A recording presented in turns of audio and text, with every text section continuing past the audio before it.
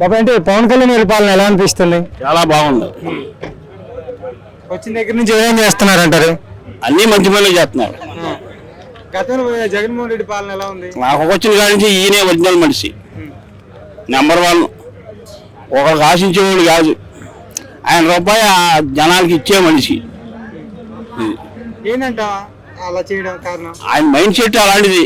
భగవంతుడు ఇచ్చిన మైండ్ అయింది, దేవుడు ఇచ్చిన మైండ్, అది అందరికీ ఉండదు. అంటే తన సొంత అవసరాల కోసం రాజకీయానికి వచ్చేసి జగన్ చెప్తున్నాడు కదా. లేదు లేదు, ఆయనకి సొంత అవసరం దేనికి? ఆయన యాక్ట్ చేస్తేనే 100 కోట్లు వస్తాయి. ఈ డబ్బులు ఏమొస్తాయి ఇందులో? ఈయనే ఇస్తున్నాడు డబ్బులు జనాలకి.